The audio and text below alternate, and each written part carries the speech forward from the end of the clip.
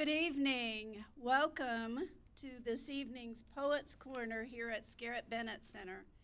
I'm Reverend Donna Patterson, and I am delighted to welcome tonight Sandy Coomer, who is a poet, artist, Ironman athlete, and a social entrepreneur from Nashville.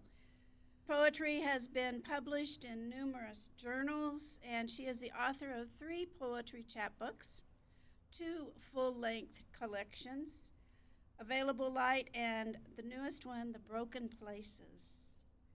She is a multiple Pushcart Prize and Best of Net nominee, and her poem Calligraphy was 2019 Best of Net finalist. She co-hosts 2 monthly events, the Black Dog Poetry Open Mic and Rockvale Poetry Book Club. She is a 3-time poetry mentor in AWP Writer to Writer Mentorship Program and the founding editor of the Rockvale Review, and the founder and director of Rockvale Writers Colony in College Grove, Tennessee. Her favorite word is believe. She writes on her website, the language of poetry may be at times elevated and flowery, but it can also be conversational and accessible. And you're going to find that in what she reads tonight. The lines and phrases of a poem are made with the same words in many other writings, but distilled and made smaller so that the meaning can be made larger. I love the way you write that. Words sometimes reveal more, words that reveal something more the longer you hold them in your mind. So I welcome Sandy this evening, and I welcome all of you, whether you are here in person or here visiting with us virtually. Sandy.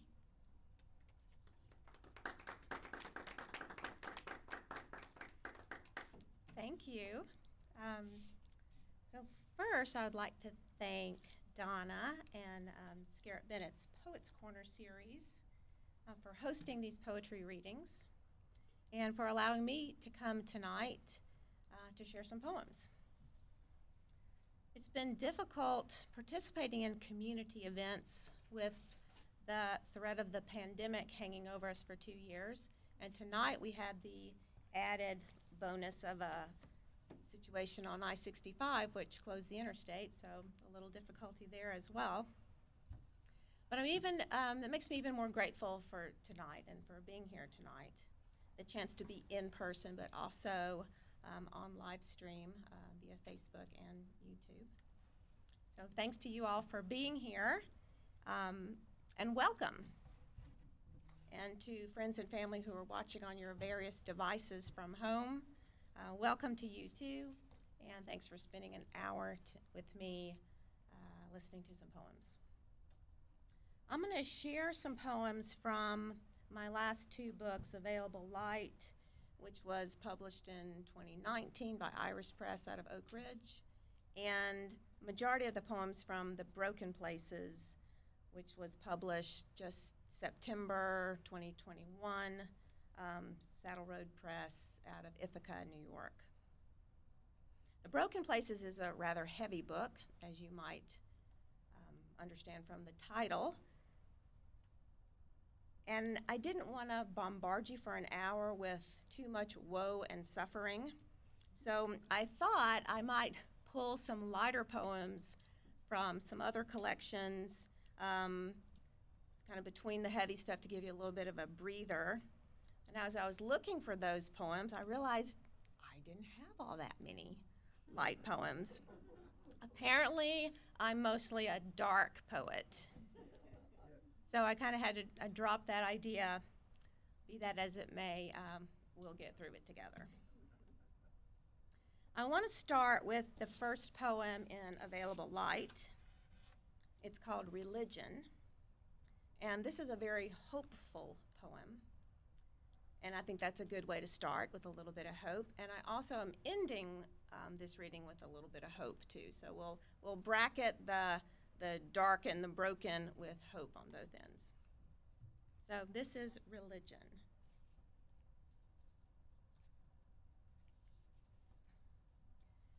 As morning bees spring brightly, I watch the day unwind from the coil of night.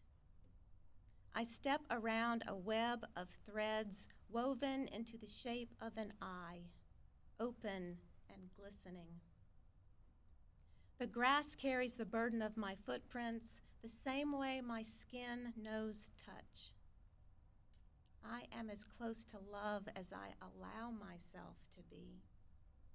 My softest whispers turn it like a wheel. I can't rid myself of this clumsy body, this needy skin, so I sink my toes in dirt, I run in rain. I breathe the scent of honeysuckle and sun on a rock like a salamander, lazy and blinking. I don't know which words to pray, but I can cup a firefly in my hand and watch it crawl to my fingertip before it lifts its light to the swirling dark.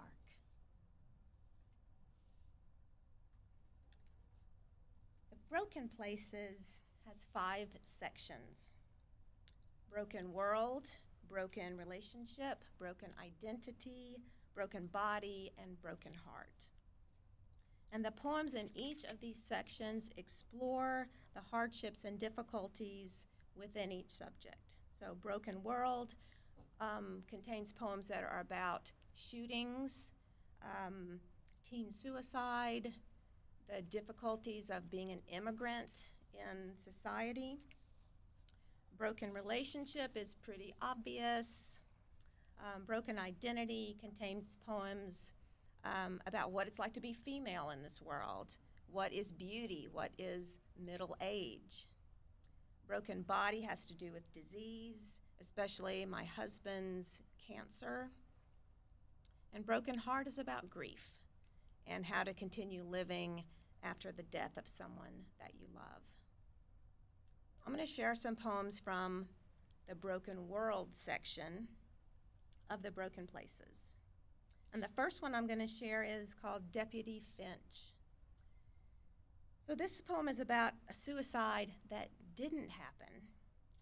There's a high bridge in Williamson County that is part of the Natchez Trace Parkway that is dubbed the Suicide Bridge.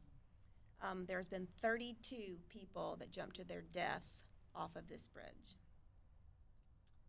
But this poem has a happier ending. Deputy Finch.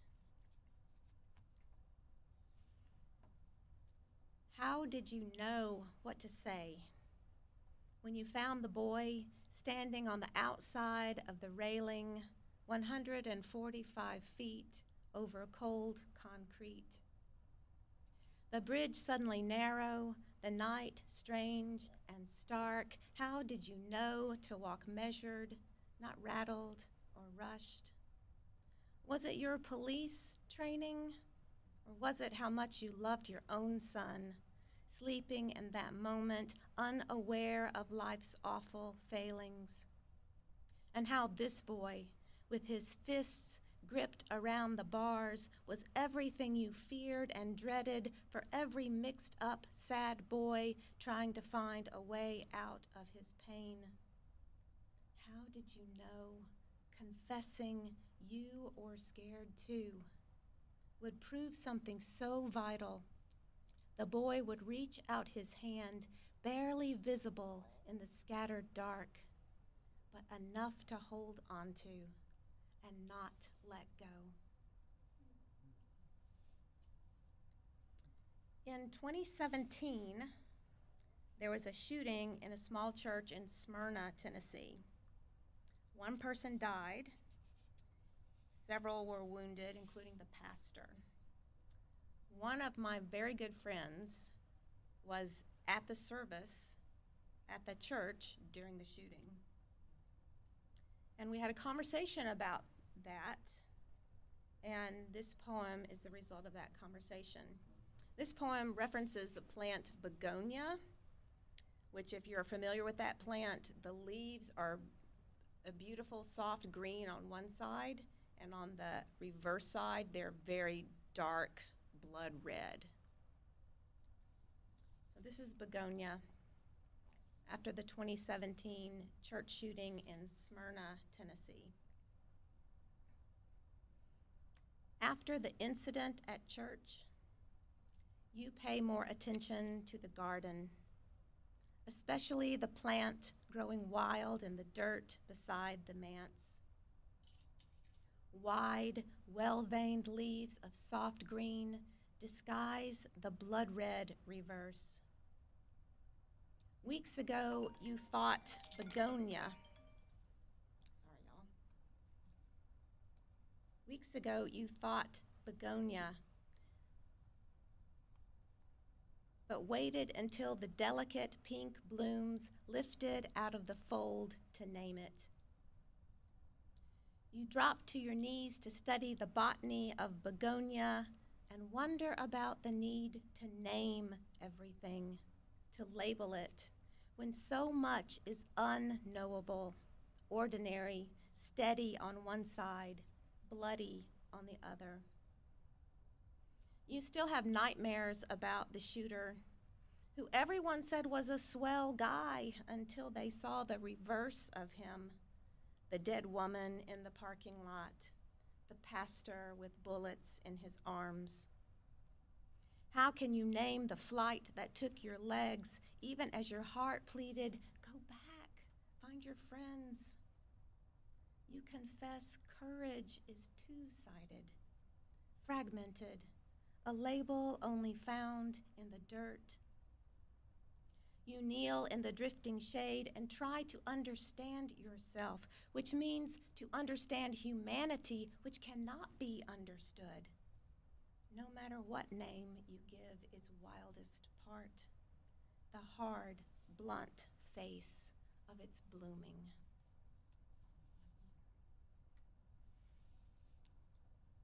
Before the pandemic, I volunteered every Tuesday at Nashville Adult Literacy Council.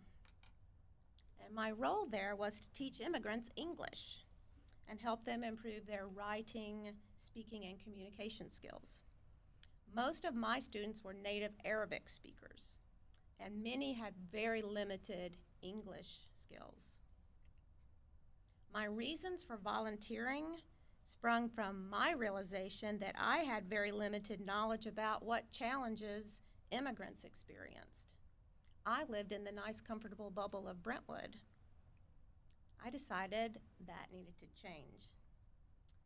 This was during the time then President Trump was building a wall, and there was much discussion about immigration, and I wanted firsthand experience about what it meant to be an immigrant, at least in Tennessee and at least in Nashville.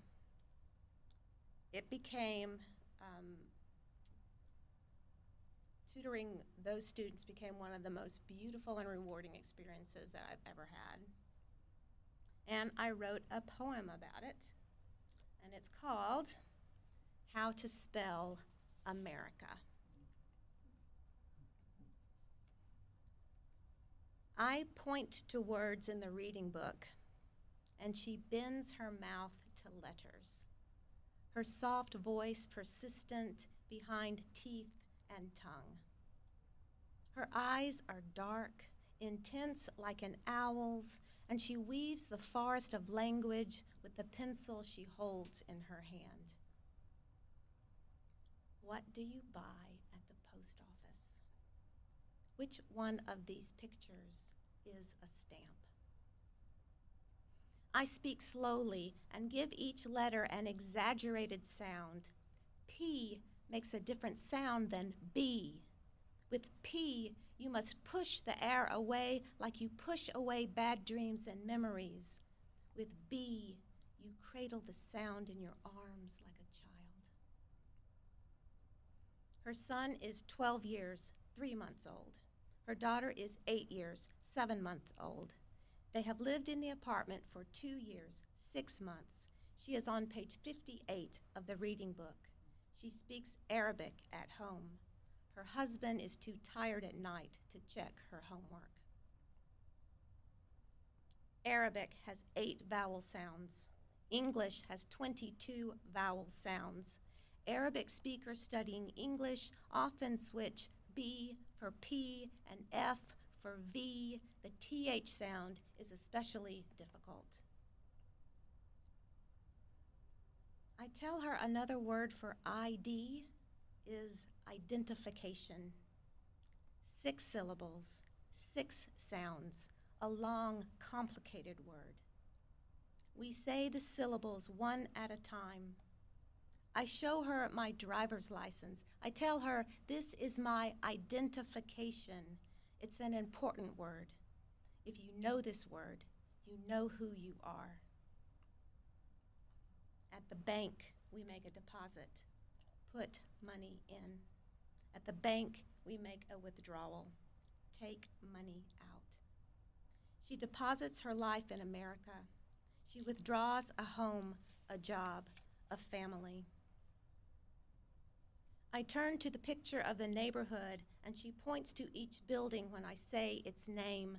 She is proud to show me what she knows. Her eyes are glitter and light. When she can read English, she can apply for a job in the school cafeteria.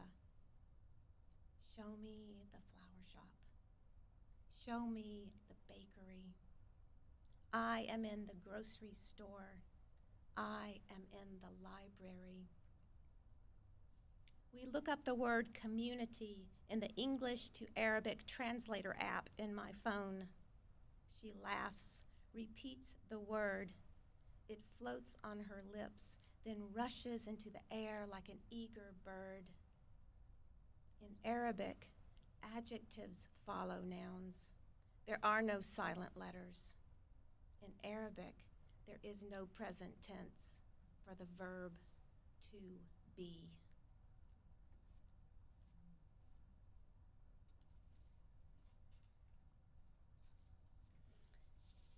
The next poems that I'd like to read are from the Broken Identity section in the Broken Places.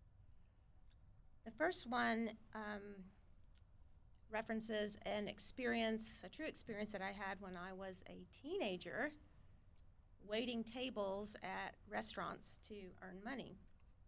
And at one restaurant, I got a lot of attention from a man who was quite a bit older than me. I was young and innocent, naive, and completely stupid. I didn't realize what was going on, what any of that meant. I recently found the business card that he had given me, and with a mature understanding of what that experience probably meant, I wrote this poem. This is called Poem in Which My Body is a Ransom.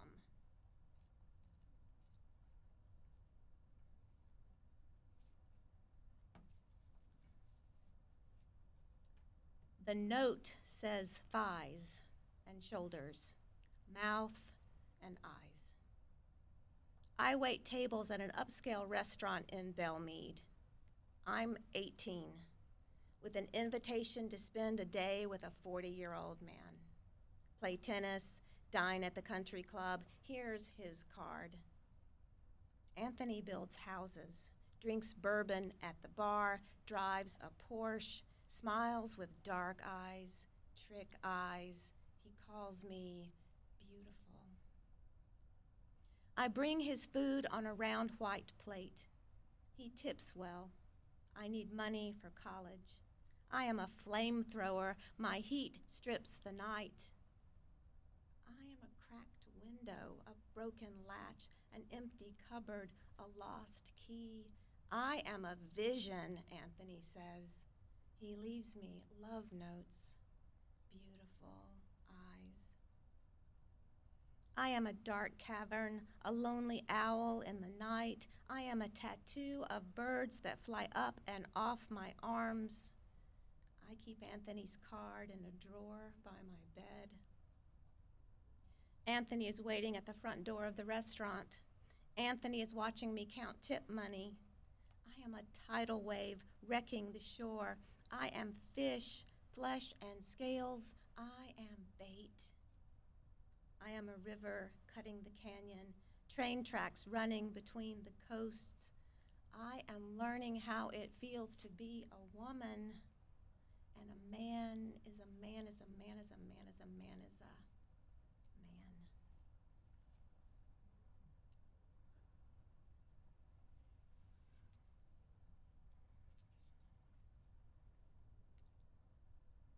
So I'm way, way older than 18 now. And I wrote this poem about middle age. This is called The Definition of Middle Age. You know, in the dictionary or encyclopedia or Wikipedia or whatever, you might see references to related topics, and it will say C with a colon, like S-E-E with a colon, and then something that's related to what you're speaking about, or C also. So you'll hear that many, many times in this poem. Definition of middle age. Part lonely, part alone. Part cascading waterfall, part boiling river. Sea dangerous. Sea color of minerals, malachite green, lapis lazuli blue. I write in a notebook, and on the cover is a picture of a llama. A red-headed woodpecker, 50 feet high in a coastal pine, clings as it drills for insects. I am 50 years into my life. See mid-century. See also tide going out. See also moon waning. The pine leans at an unlikely angle. See trick mirror. See also inverse proportion. I have a notebook, and on it is a picture of a unicorn. See fanciful. See formidable. See the force of wind on pines. I believe in making use of every small thing, a button, a nickel, a tomato seed, the sound of a creek. See periwinkle. See mesmerized.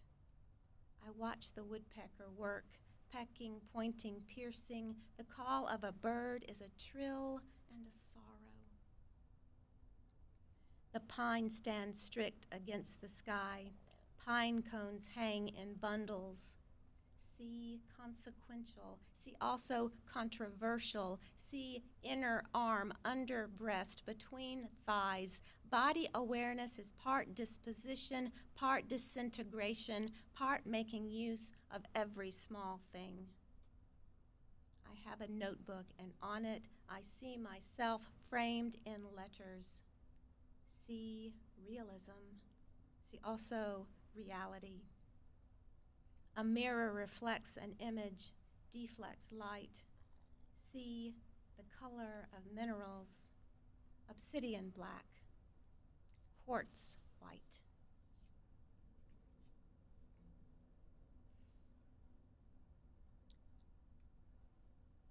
I get a sip of water.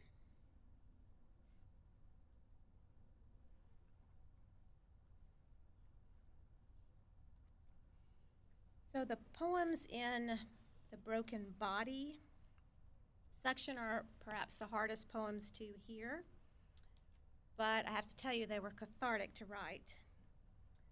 My husband has cancer and has been fighting for the last 2 years, and those years have been extremely difficult. For me as a poet, the decision to write about it was not difficult, because the alternative was to be ruined by it, to be lost in it. And poetry has always been my solace and my saving grace and my rescue and my release. My husband and I spent a month at Mayo Clinic in Rochester, Minnesota. And And there he had about 1 million tests and a cancer diagnosis. He also had open heart surgery because of a tumor attached to his mitral valve. And after all that torturous month, we got to go home. In the airport, the security officers pulled my husband out of line to be screened for additional security, to be patted down. And watching that was truly one of the most agonizing experiences that I've ever had. But what could I do about it? Nothing, except write a poem. So I did. This poem is a pantoum. And a pantoum, if you're not familiar with it, is a traditional Malaysian form composed of 4-line stanzas in which the second and fourth line are repeated in the first and third line of the next stanza. And the last line of the pantoum is often the exact same line as the first line of the poem. It's an interesting form, a complicated form, because there's many repeated lines. But the repeated lines can bring in new contexts and contrasts, and this echoing effect can also help the reader kind of connect to the scene more. Also, I think this poem, this form works well for this poem because in that experience, it was like almost a movie reel of just repeating, I don't know, trauma over and over again. And that's how I saw it. So this repeating line kind of works with that. So this is called Airport Pat Down, returning home from Mayo Clinic.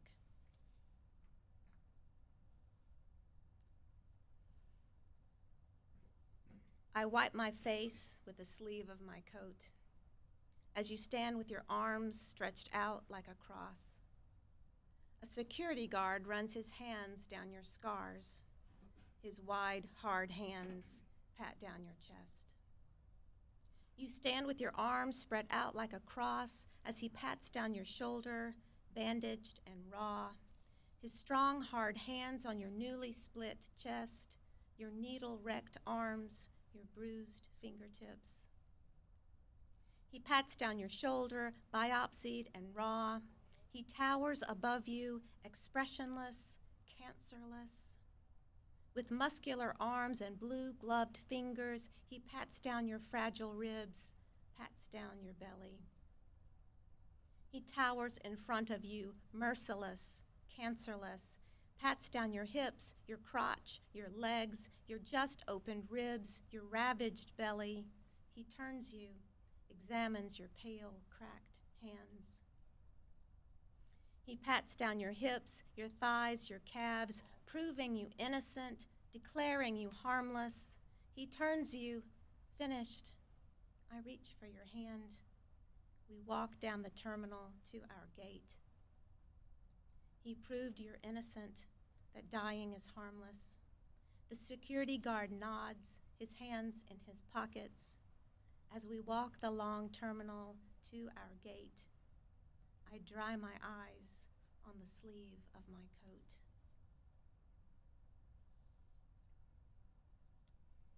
And then we get home, and all of our food is rotting in the refrigerator.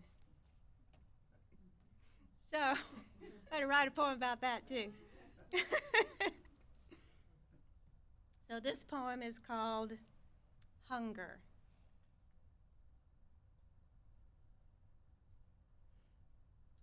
At midnight, I drag the trash can to the fridge and start hauling. Slimy field greens, mold-spotted cheddar, sour milk.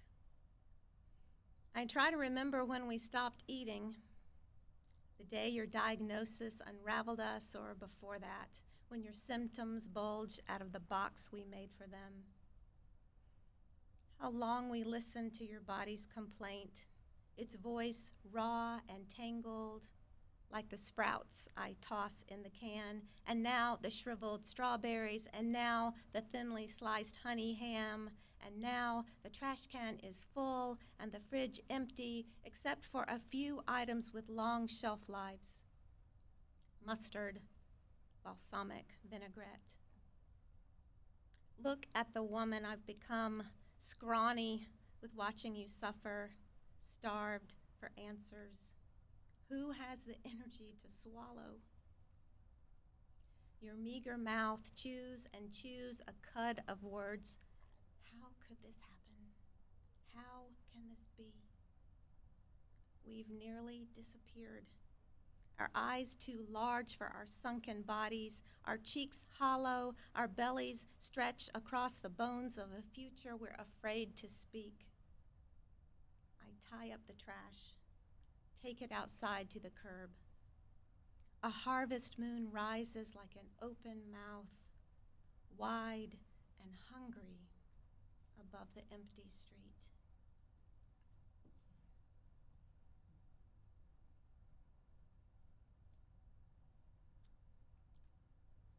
So from, I told you these were heavy poems, y'all, I warned you.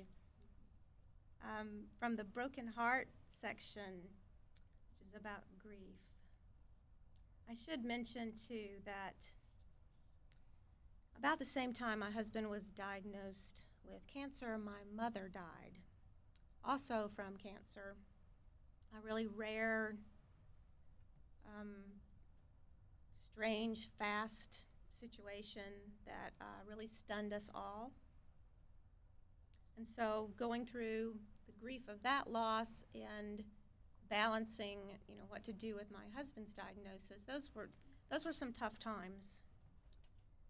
This poem is called Traveling North with Grief, and it's written in short phrases interspersed between true sentences.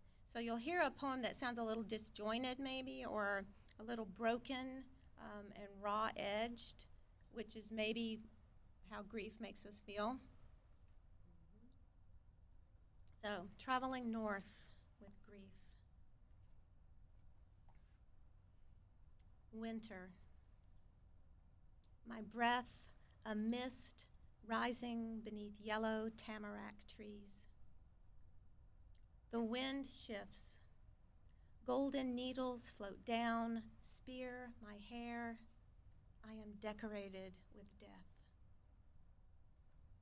I walk by the lake, ice-crusted sand, footprints of a dog, brown speckled stones. I am 30 miles from Canada, 1,000 miles from your body in warmer ground. I name the face I see in the mirror, winter. I open my coat, let what's bitter and clean burn through me, a winter reckoning, the winter, brittle, star-torn wreck of me.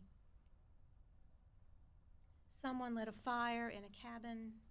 Wood smoke filters with memory of flame, and the lake shifts in its shallow banks, and the tamaracks glitter. The narrow trail is braided with roots, the promise of an overlook. I practiced grief for a decade. Now, from the heights, against the jagged edge of mountain, I call for you. The white sky swallows your name, a single offering. I thought the cold would mock me. I wanted the cold to ruin me. I owed you that much, to suffer in remembrance, a winter banishment. The papery skin of river birch, the aspen trembling, the wordless yellow gold tamaracks listening, and winter kissing the sky-stung silence as if love could solve everything.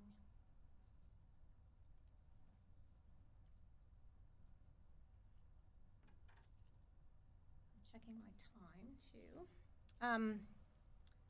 I want to read a new poem,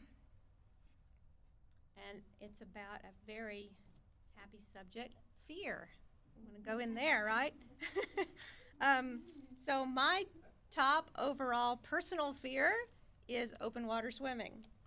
Though I do that a lot in racing triathlons, every time I do it, I'm absolutely terrified. In this poem, I'm trying to balance that fear with fear surrounding my husband's illness. I think fear can be huge, overwhelming. We make it huge. But this poem tries to shrink fear and to shrink the body's awareness of fear by being small. I don't want to see myself as a person dominated by fear or a fearful person. I don't want to do something or not do something because of fear. But there are things that scare me, things that definitely I say I'm influenced by fearfully. This poem, the name of this poem is Should Fear Become the Lens Through Which We See Ourselves?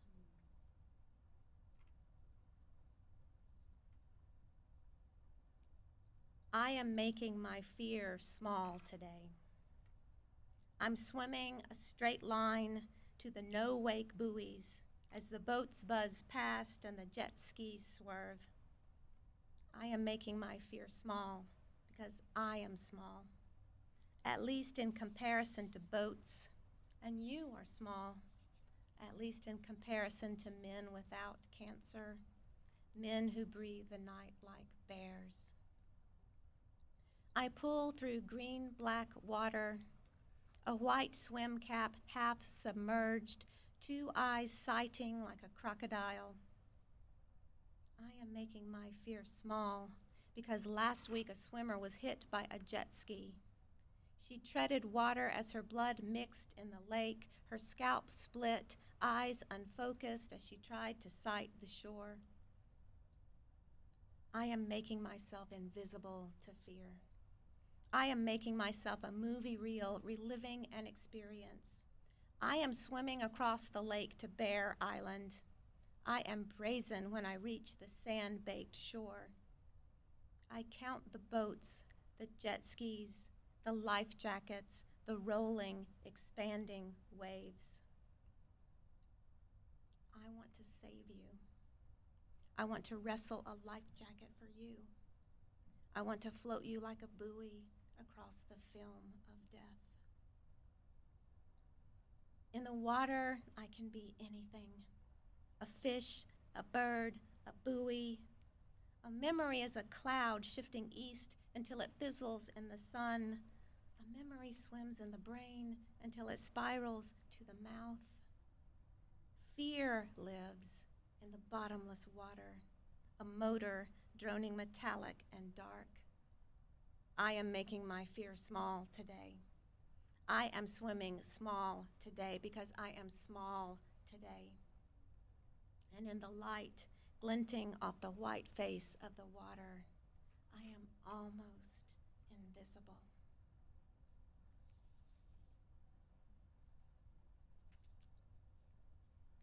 So, today is my dad's birthday, and he's here tonight. I have written a lot of poems in the past. I call them father poems. Most of them are attempts to reconcile and understand what was difficult in our relationship. He didn't like very many of them, but he was gracious enough to let me to read them. My father is the grandfather to 8 grandchildren, and his grandchildren adore him, and his love for them is a powerful testament to family and love. And as I witnessed that love and that bond between my father and his grandkids, I began to see him in a different way, in a more generous way. So I wanted to share this poem for my dad on his birthday. And this is called My Father is the Poem I'll Never Write.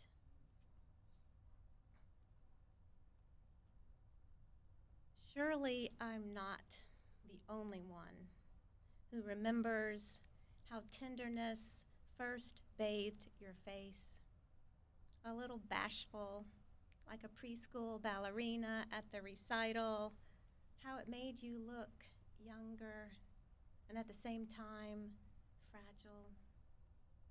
Children shift your perceptions, and surely grandchildren do the same.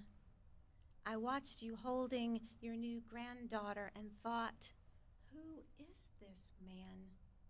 He never smiled at me like that. I watch you now that another grandchild has joined that first one, and your face has grown accustomed to surrendering to joy. Your large dark hands weaving gentleness, your eyes crinkled with kindness, and how they love you for it. You walk with us to the new playground in the park. We let the children run ahead. You slip your hand in mine, and I feel stung with grief, though I can't say exactly why. I try to leave the past in the past, knowing we lived the same history but wrote different books, and no amount of page turning will color it a fairy tale. You bear your tragedies, and I mine. And both of us have regrets. Both of us carried our heart like a stone, but maybe we've always been wrong, thinking we had to shoulder forever that weight. Maybe instead we've been hollow, waiting for the right time to be filled. Happy birthday, Dad. I love you.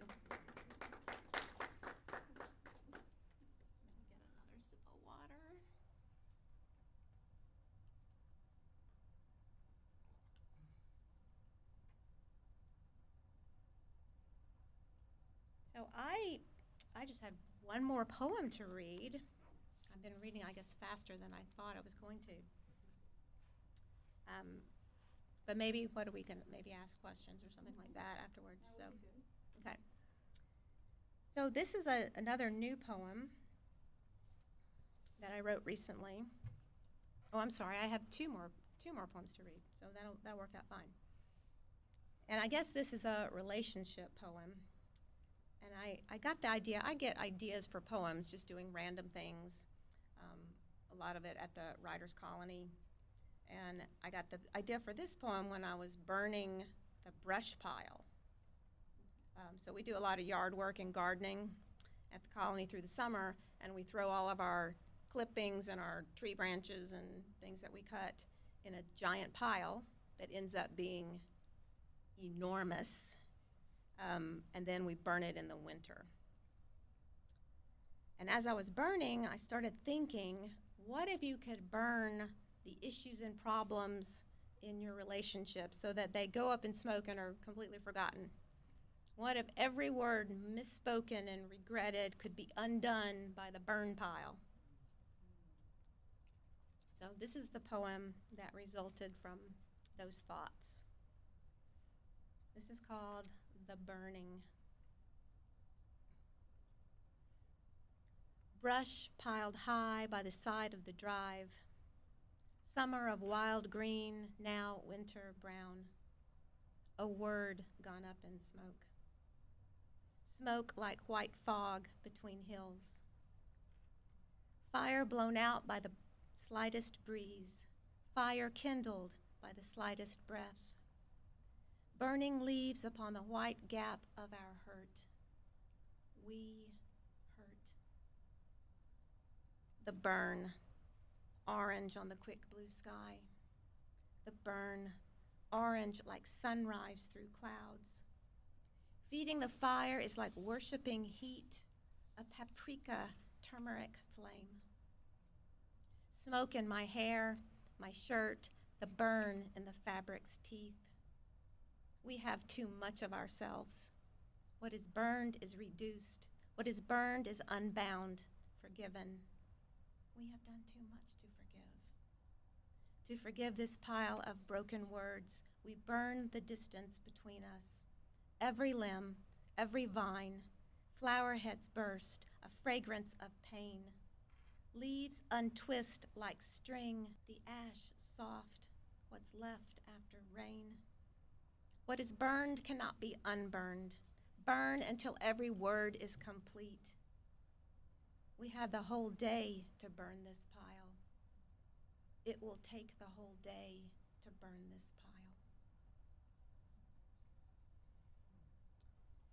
pile. I shared that I write a lot of heavy, dark, broken poems, as you may know now. But that's not to be interpreted as a lack of faith or conviction that there is indeed goodness and beauty and love in the world. I've seen it, I've been saved by it, and I believe that part of our purpose here on earth is to share our goodness through our words and our actions with others, to help others.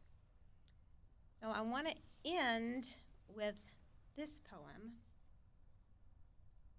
but here's a little introduction to the poem first.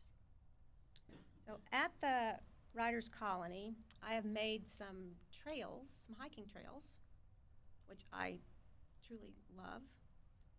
And occasionally I get to lead a group of people along the trails. And when I do, I like to point out the interesting natural highlights as we walk, like this is fern moss, or there's an interesting rock formation, or name the trees. This is an oak, this is a shagbark hickory, this is a cedar. Just tell people about nature. And there's one particular place on one of the trails where a burl grows on the side of a cedar tree. If you don't know what a burl is, it's a large knobby growth on a tree trunk formed because of some environmental injury to that tree. And often the growth contains dormant buds which make the wood grow in unusual patterns.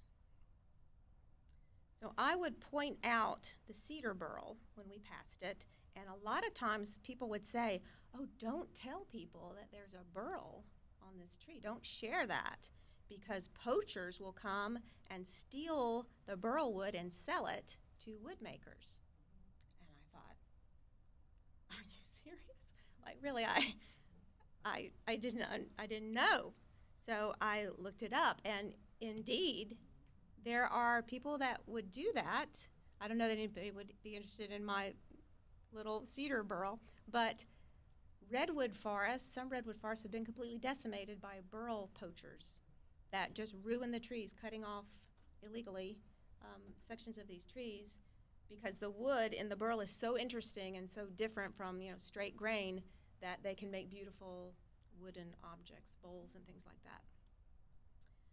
And then after I read that, I was like, maybe I don't need to tell people about the burl. Who are these people that I'm showing the burl to? Can I trust these people?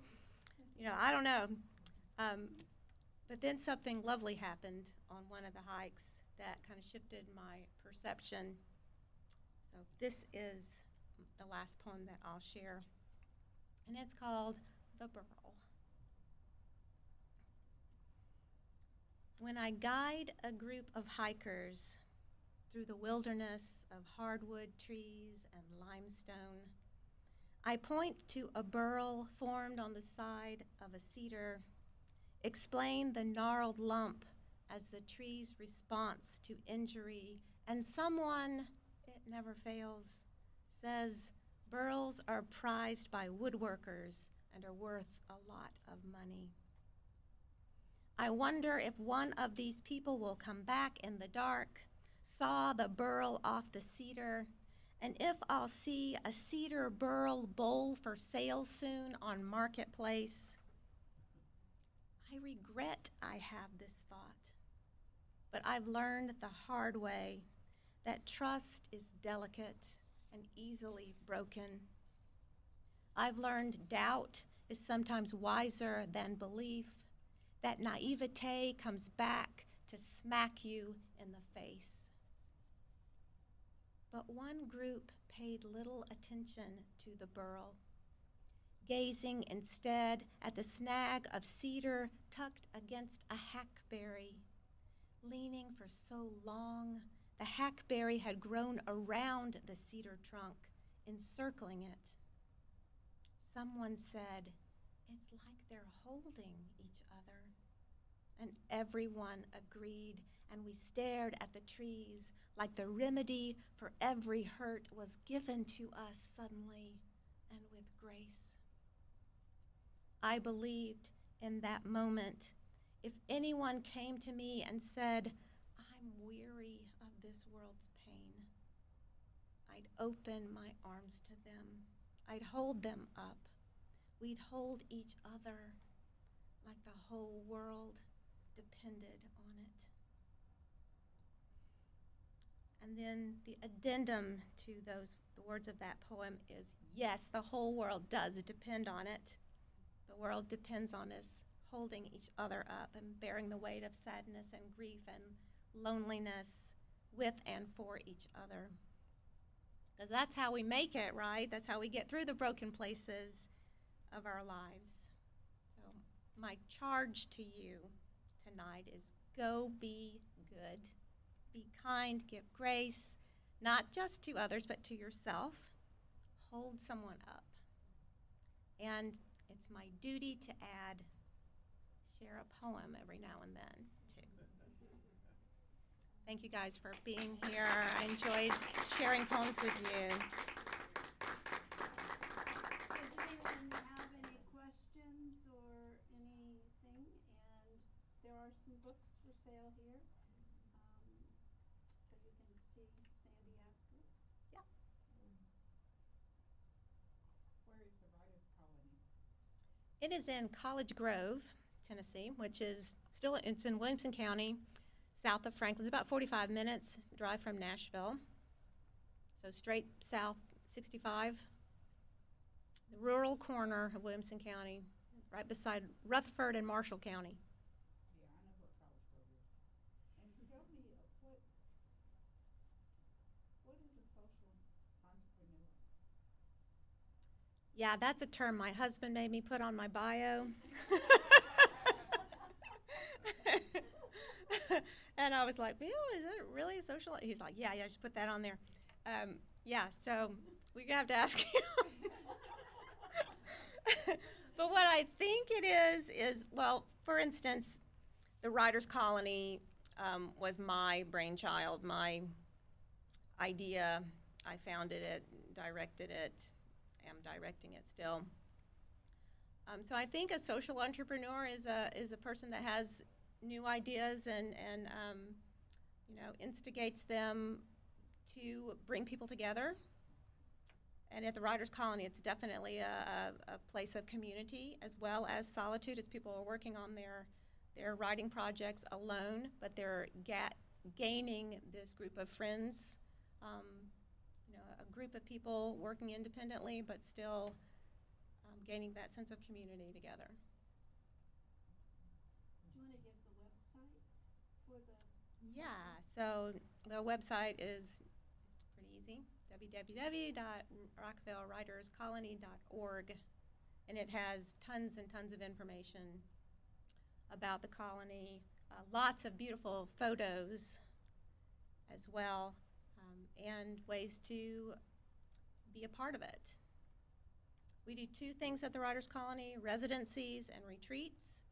Residencies are when an individual writer comes to stay 1 to 4 weeks writing on a specific writing project. It's an application-based program, so you do have to apply. And then when you come, you are assigned a bedroom, bathroom suite, and then there's shared kitchen and common areas. And then retreats, we do weekend retreats that are theme-specific, writing-oriented type things. This year we did a writing goals retreat in January. We're doing a readers weekend in February, an Enneagram retreat. So what does your personality say about you as a writer and about your characters that you're writing about? A poetry retreat in April. We're doing a women's veterans retreat in October, a grief retreat in November, possibly a couple other ones that have yet to be fleshed out a little bit. Those weekend retreats are Friday through Sunday. They're all inclusive, so meals are included with them. And we give workshops, and you learn and enjoy and are pampered the whole weekend. I believe Tim should have mentioned in your bio what a fine photographer you are. Oh, well, thank you. Yes, this is my camera. It does well. You know, the iPhone technology, you know, it's got good camera stuff. So give And me web address again. RockvaleWritersColony.org.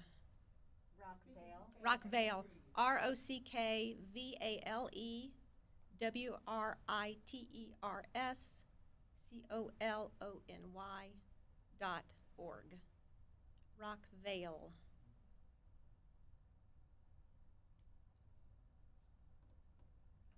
Do you have any of your books recorded?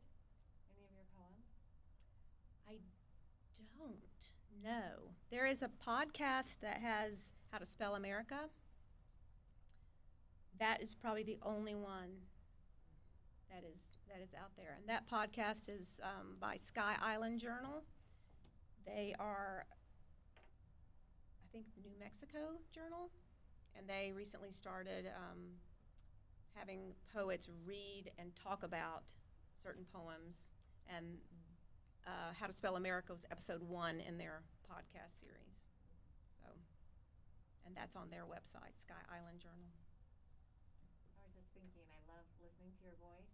Oh, thank you. And it felt like I could just relax at night thinking that, you know, it's not a book on tape or Audible, or a podcast, but something more thoughtful, and it creates a lot of imagery, and maybe that could be a future project. Yeah, But I always have projects. So, yeah. No question. Yeah. So when you're writing a poem, does it tend to flow once you realize, you know, the form it's going to take, or do you hone it and craft it and go back and redo it, like, you know what I mean? Like, is it Yeah. So I almost with some structure, or do you have to go back and redo it? definitely revision is a big part of it. Usually I will write just off the cuff, just get it on paper, and I will, most of the time I'll think it's brilliant, you know, and then I'll read it the second day. I'm like, well, that was not brilliant at all. Try again, sister. You know, so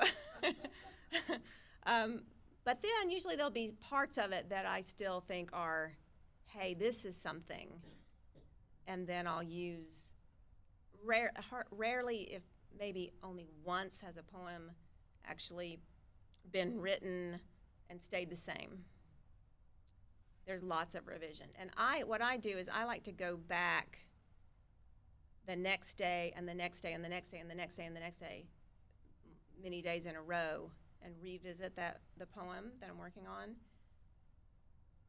And that will usually tell me what needs to happen. I think a poem is trying to be something, and I need to get out of the way. So if I revisit the poem, like, hey, what do you want to be? What do you want to be? What do you want to be? Eventually, I'm going to get to its essence, to its truth. So that's what I try to do in revision. And a lot of times, because I'm a very wordy poet, it's getting rid of a bunch of excess stuff that doesn't need to be in there. Thank you so much. This was Thank you. wonderful. Thank you, Donna. Appreciate it. And I'm glad you made it. I am too. Just in